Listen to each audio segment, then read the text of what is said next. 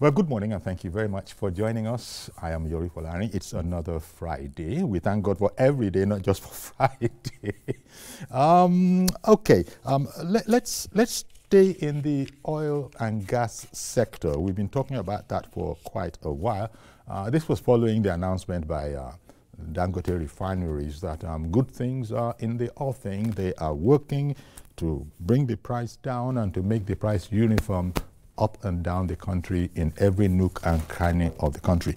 Of course, you know, the middlemen, they have sounded an alarm that, hang on, are we sure we're not heading towards monopolistic tendencies here? Why would Dangote be involved in the production and also in the, distribution and even going down to the retailer level? But commentators have been trying to comment that, no, not necessarily so. But to get a bit more insight into this matter, our guest this morning is an expert. He's a public intellectual and public policy strategist. Dr. Jonathan Onoja is a security expert as well as being an author. Thank you very much, Dr. Onoja, for coming on our program this morning. Thank you so much for having me. Good morning to you. Good. Our pleasure. Okay. Now, transparency in the oil and gas sector, role of the media. Maybe that is, I think it's a large subject, especially as traditionally, let me just use that word advisedly, traditionally, much concerning the oil and gas sector has been shrouded in secrecy. As to how many barrels of oil per day we produce per day, how many we are selling. All of those things have not usually been in the realm of the public domain. But maybe this is a fine time to ask, the Freedom of Information Act, is it going to be useful in this quest to bring the media into a role of a watchdog in terms of transparency and in the oil and gas sector? Of course, the role of the media can never be taken away in the case of transparency, corruption, exposing corruption, and all of that. Talking to the subject matter this morning, I think the oil sector over the years has been having some ups and downs.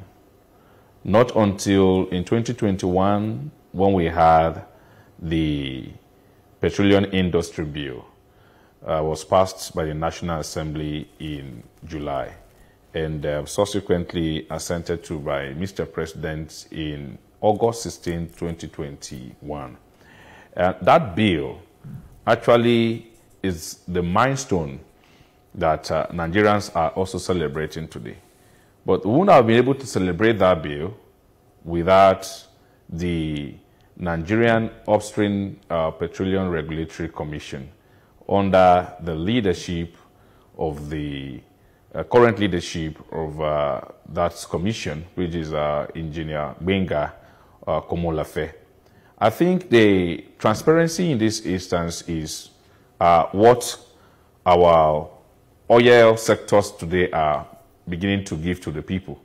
If you go around today and make your findings, except that the media is not giving the coverage, I think the implementation of some of those reforms from the PIA, that's the Petroleum Industry Act, has actually created that environment for transparency. That transparency is there. And so, with also the digitalization of the PIA's framework, it has also made it very easy for even anybody, including foreign investors, to know the processes. And so it is open to check and balance. However, let me also use this opportunity to commend the regulatory leadership, the visionary leadership of the engineer Gbenga Komolafe in making sure that these reforms are well implemented in all areas that has to cover. Look at our upstream sector today. The oil and gas has, before now, we are now actually having hope. Even Angola was more better than Nigeria. But today, we have gotten what we wanted. We are always looking at, other areas of town. That's a turnaround maintenance to see how we also can begin to, produce. And talking about Dangote, Dangote is in partnership with the federal government. And so it is because of this visionary leadership, this transparency, that has also made the Dangote refineries to collaborate with the federal government to see how possible they can, in a way, subsidize. So what Dangote is doing is trying to see how that arrangement, that agreement between the Dangote refinery and the government can also flourish. That is what he's doing. I don't see it as monopoly. As a monopoly, even though other people seem to be thinking that there's too much power, economic power, in the hands of Dangote.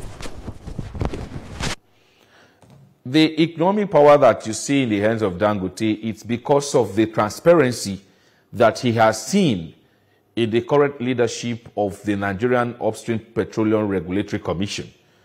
And not just only Dangote, we're beginning to have other investors coming in. I think there's some new refineries coming up as well.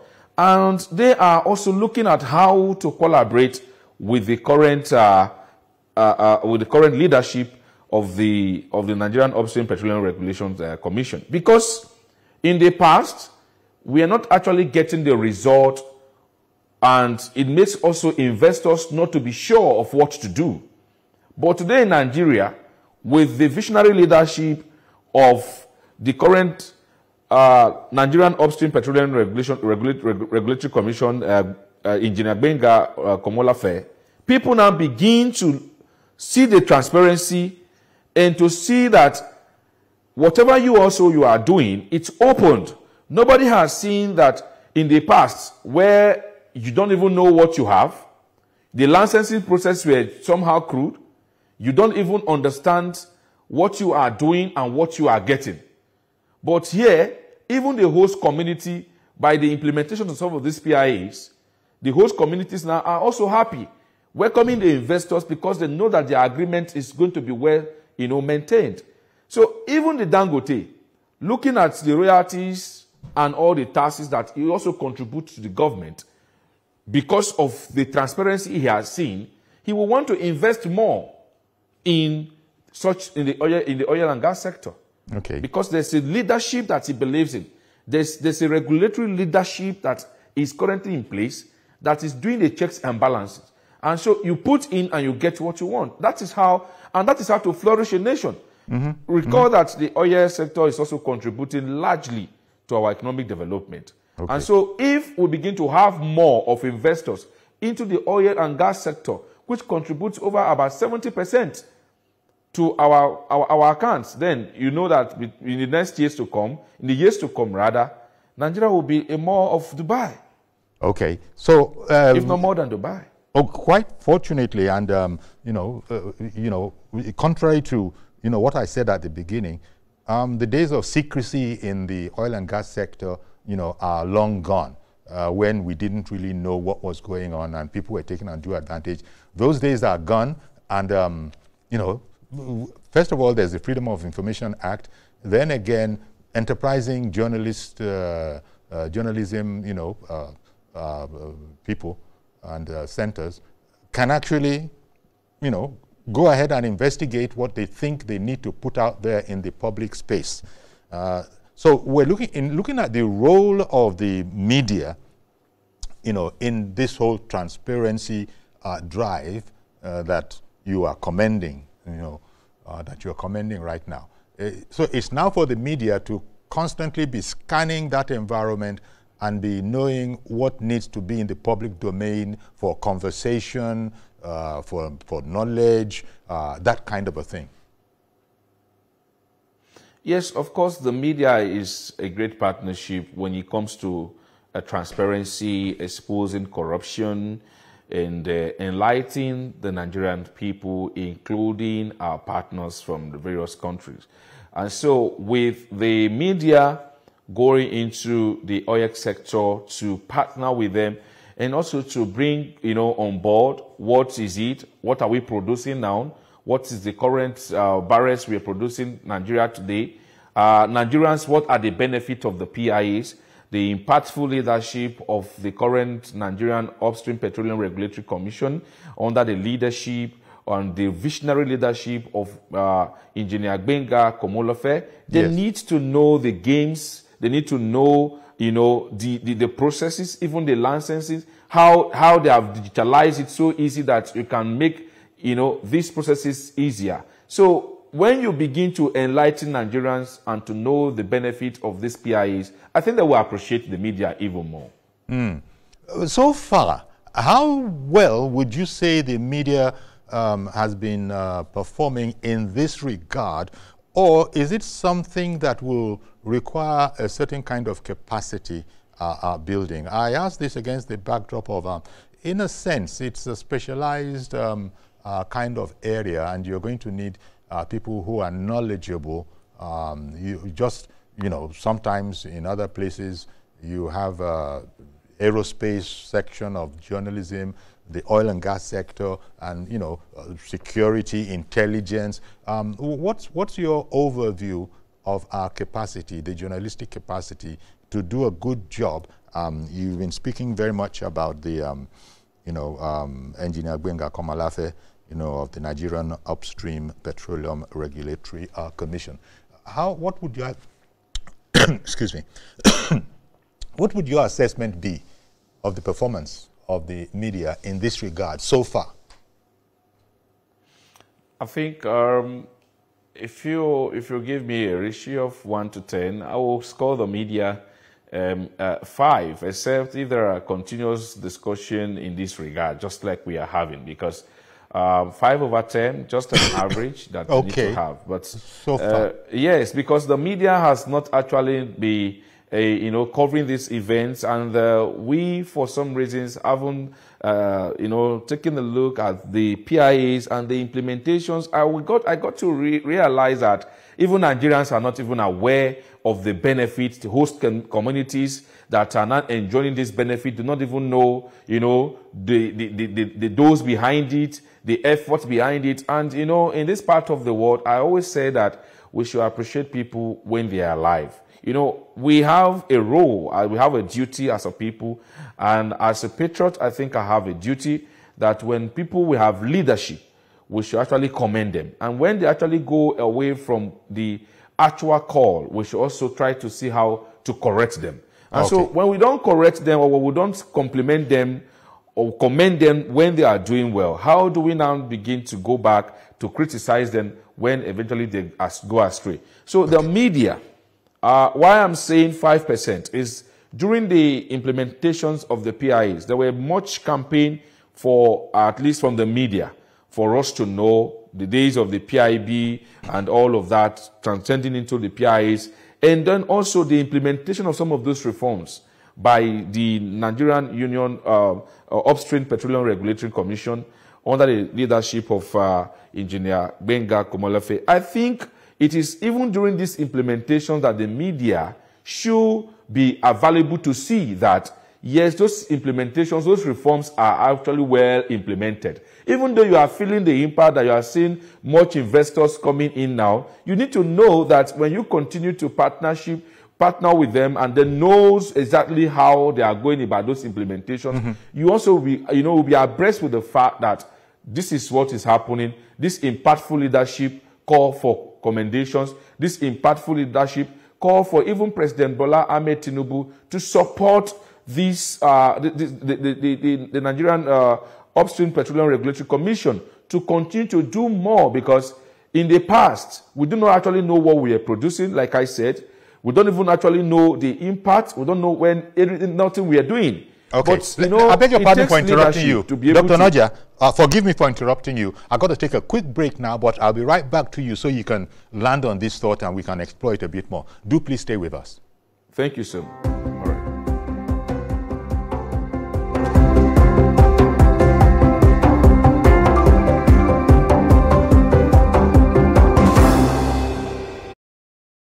In tourism, let us commit again at the Travel Indaba as Africans to build an inclusive, sustainable and a resilient sector, one that lifts up our communities, that bridge borders, and protect our shared heritage in the continent. It's a pan-African travel show which brings the world to us, but mostly Africans, to actually have B2B meetings or business-to-business meetings with other African SMMEs or tour operators. And the value chain of tourism is highly impacted during this period because we get to sign deals, you get to explore our destinations, besides just having meetings.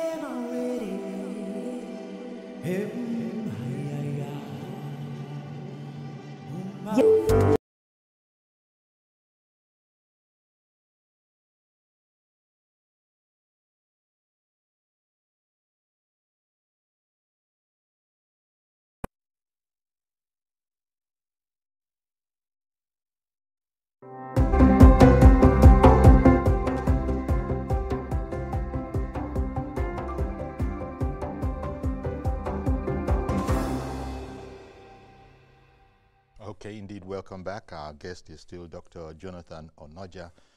He's an author, he's a public intellectual, and a security expert. He's joining us from our Abuja studio.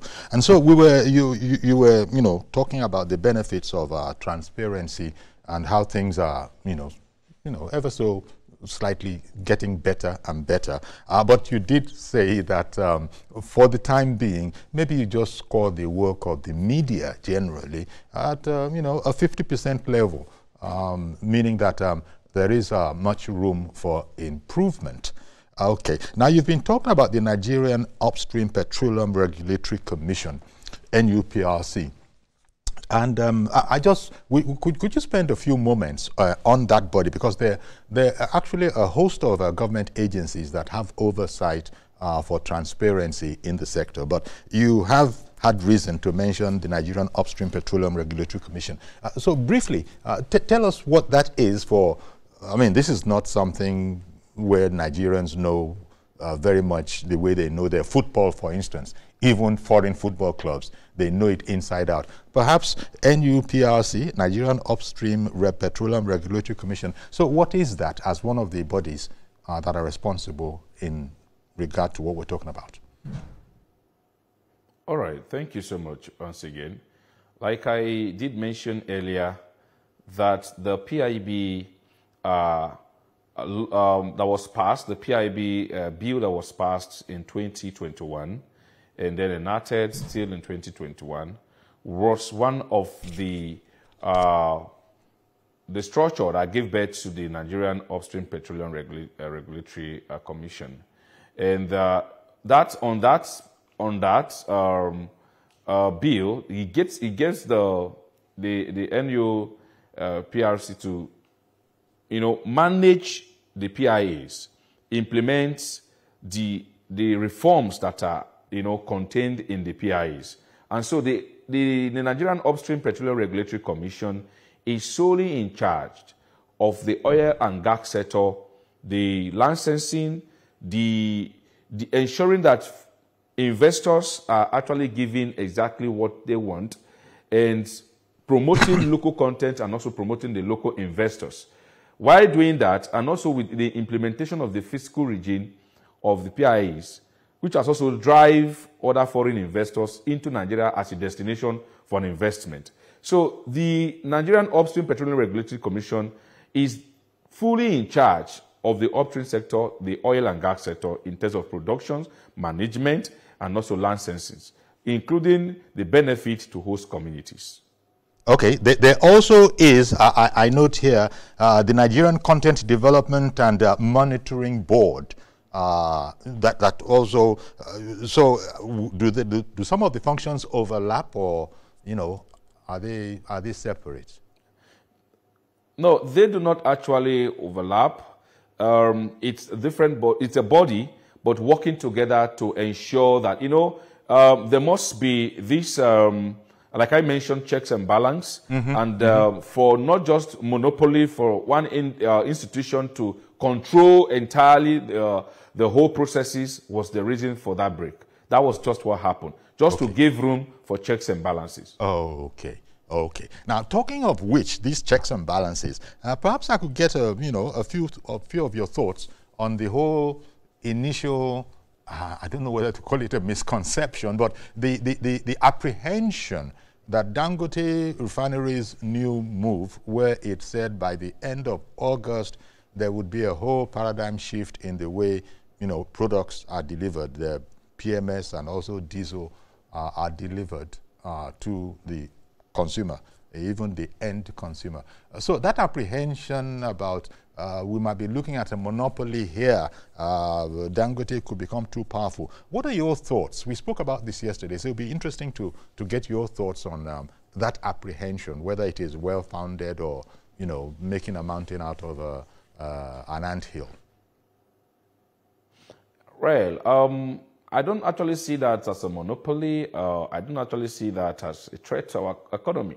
Rather, it's a complementary role, and you know, it's because of his, like I said, his belief, his trust. He has seen the transparency, he has seen the level of the leadership, he has seen the visionary leadership in our oil and gas sector under the upstream sector. And that's why he believed that whatever he is doing while contributing to nation building is also supporting the government. And so even the government and these institutions, regulatory institutions, are already on, you know, on their way to see how they can do the turnaround maintenance of our refineries as a way to see how they could also subsidize for Nigerians. Because as it is now, the coming of the Dangote refinery has also, you know, reduced that belief and the thought by these independent marketers that they could do and undo. Yes. The queues. If you recall the days of the earlier removal of the fuel subsidy by His Excellency President Bola Ahmed Tinubu, which actually a saving grace for Nigeria because the corruption that was in the system was becoming too much.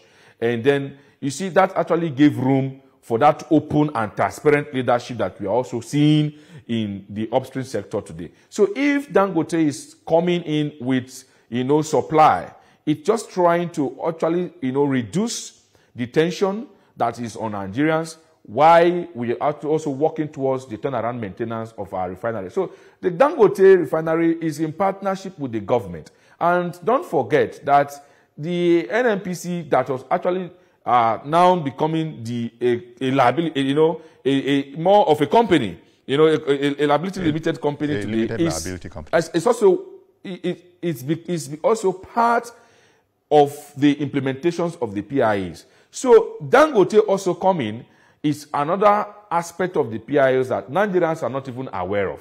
You understand it? See how to support local investors in a way to thrive. You understand? So if we begin to have Dangote, nobody knows. We may have an Adenuga, we may have other, you know, investors. And when this begin to come on board with the support of the government and the regulatory agencies, you will, of course, going to see that we will not have scarcity in this country. Right? Because, and once there's no scarcity, there won't be inflation. A time will come where we can also go buy fuel at 500 because with now the easier, you know, digitalized licensing and easier movement of things now, it will become, and the transparency, which is the key in the whole issue, you will not even see other investors. And once you see all of that, the production comes in more. If there's not going to be scarcity, then what will lead to inflation? Are we seeing queues on the petrol stations again? We're not seeing queues as it were before, as it were again. So all of these things are the benefit of the PIAs that I want Nigerians to understand. Okay, and actually, you've spoken to the question I was going to ask, whether this architecture that we have now actually aids fighting corruption, which has just been something that has been part and parcel of that whole sector, according to public reports and commentary. You've actually spoken to it in a number of instances in your last response. So it's going to be easier now, will it not, to monitor any such tendencies. In fact, it's like the opportunity from what you're telling us won't even be there as freely, apparently, as it was before. Exactly. The opportunity now is there, and because, you know, the digitalization of the upstream sector now has made it very easy for you the media to know exactly what we are producing, right? So we have digitalized with other artificial intelligence, we have digitalized with other drones, and just to make sure that we are able to monitor the production level, of our crude, to see how we now know what we are producing. In the past, when we are not even told what we are producing, it was just basically an imagination of exactly what we are producing, the barrels we are producing per day. But today, the transparency is that you can see even from your studio, whatever you are now producing as a nation. And because the portal is also there, they are not hiding anything. And that is why I continue to commend the leadership of Engineer Gbenga Komolafe for that transparency, because whatever we are doing as a nation is just that transparency that Nigerians want. I give you an instance in the case of the Ogoni cleanup, where there was spillage in years back. That is in Niger State. Yes. And it became very difficult for the host communities to even, have water, to have access to good roads and all of that. That is not happening today again. Today, you go to host communities of some of those areas where these productions take places. The investors and also the host communities, with the case provision of the Nigerian Upstream Petroleum Regulatory Commission, they come together, agree in clear terms, and the host communities benefit exactly what is contained in the paper. Not like in the past, when you don't even know what you are gaining and what is coming. So the transparency, in the sense that it has been digitalized, and they cannot actually hide figures or fact from the media, is one thing that we should commend him for. And that's why I call on investors, because today you see the numbers of investors coming in our oil and gas sector, all because they believe in the process, right? And they believe in the regulatory leadership. That is one thing that we should be happy for as a nation. How does this affect the NNPC, which Nigerians have known as the supplier of petroleum products before the arrival of Dangote and now even BUA, I understand, is at an advanced stage of completion. How is NNPC going to continue as a player? Yes, you said earlier it is a public, a limited liability company. But does this also put pressure on it in any way to sort of measure up to the new times, or is it just going to be a very smooth transition for it?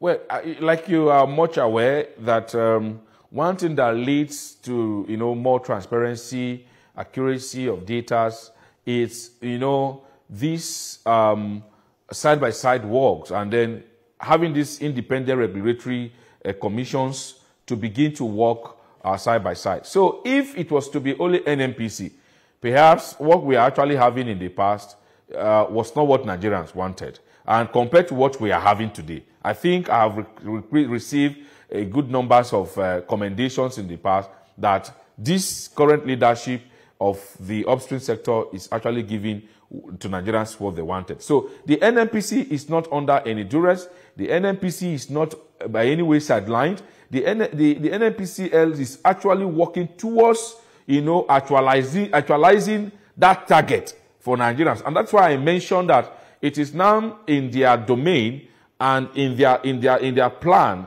to make sure that they revamp our refineries to work together, because the current production level, while we also try to get to the local consumption before exporting, we also wish that the NNPC will continue to complement the upstream sector in the way that it will be so easier for them to also work together. That is what there's nobody that is being sidelined. It's just trying to see that it's a division of labor, so that one party will not actually give and monopolize the whole process without that transparent leadership. That is what it is, that the NNPC is not in any way taking off from this process. But I believe that it is because of these PIAs. Because if you recall, like I mentioned, the implementation of the turning the NNPC to become a a limited liability company is as a result of one of the reforms in the PIAs. And if the regulatory commission that is supposed to, be in the regulatory leadership of all of these reforms do not implement, we will not even have a limited liability companies in the form of NPC. That is okay, Dr. Anaja, one moment, please. Let me. Well, he said that there is much work to be done, but at least he didn't. Yeah, he gave it a 50% pass mark. It's now up to the media to, see what he can do to advance that to an excellent score, because there are societies. I did ask you about whether you, in your opinion, we are where we need to be in terms of the media, in terms of expertise for the media, or whether this was an ongoing process, because there are media houses in Nigeria that have specialist correspondents that can speak, professionally and intelligibly on all sorts of areas, from the economy to the legal, to the intelligence. What is your thought on this whole area of the media being able to, is it going to be able to better perform the role that we're talking about with more capacity building, or is it your opinion that we actually have enough where we are? It's just that we need to see a lot more frequency in terms of bringing these subject matters to the public arena? It's exactly, you just answered the question by your last submission. Okay. And talking about capacity, I think there is no much capacity than what you are doing now. And so it's just for you to understand the legal framework of the PIAs, the regulatory agencies, and also to follow up, like more of an investigative journalism, to know exactly if what the figure that is outside there is truly what is there, which I know is what is there. So we have seen it, it is working. I have seen it, it is working, and that's why I commend that leadership. It is working, and the media ought to go and check whether it is working or not. But I see that when it is working, you will see it, you will feel it. Because I don't think, like you were driving away, maybe when you are driving from your house to the petrol station today, I don't think you need to queue for that 2-3 hours. And so it is because of some of those implementations. And so like I said, ab initio, the PIA's implementation was like the comprehensive overhaul of our petroleum sector, oil and gas sector, to ensure that we regain back the confidence of investors in the Nigerian sector, in Nigerian oil and gas sector, and which we are already succeeding. And so, what other reforms do we need apart from rather, commending, supporting, and complementing the regulatory agency or commission, which is the Nigeria Upstream Petroleum Regulatory Commission, under the current leadership of Engineer Gbenga Komolafe. So we need as a media, we come together to actually look at those reforms. In what areas are we getting it right? The impactful leadership, the visionary leadership, is it commendable? Yes, it is commendable. And so what next? We now have to actually call on more investors, that the Nigeria now becomes a destination for oil and gas sector, for other expertise and investors across the globe to come in. And that's what the role of the media is. That's why the role of the media is very important in projecting this, important leadership and visionary leadership of the current Nigerian Upstream Petroleum Regulatory Commission to the world, so that when projected, they also know what it takes, what is in there, what they are going to put there, how has it been made easy, how is it transparency, and then how can they now begin to partner with our oil and gas sector to promote and have a better economy. That's what we wanted. And that's what I think the media should be doing. Indeed. Well, thank you very much. All of this is to just add that, so the absolute right decision was taken when President Bola Ahmed Tinubu, on this very day of his inauguration, some thought he was being precipitate, but on that very day, he signaled that reforms have begun, subsidy is removed. It was absolutely the right decision, and I've been hearing that we simply couldn't have survived much longer if we had continued the way we were going. Exactly. Thank you. That was actually the true position, because before now, like you said, we're seeing subsidy, and then the subsidy in a way was actually in some sectors. Yes. Not until Mr. President came on board to actually say that subsidy is gone. Today, yes, we are not actually at a face level paying for subsidy, but because of the leadership roles, because of the visionary roles of those managing the regulatory system, you can see that, like you mentioned, Dangote will be supplying more and more. And that's to say that it is because of what he has seen in the current leadership that is making him to invest more in the oil and gas sector, diversifying the economy for the betterment of Nigerians. Thank you very much, Dr. Jonathan Onoja, security expert and author, for coming on our program this morning. Really did appreciate your incisive commentary on this subject matter. Thank you very much. Thank you so much. It's my pleasure.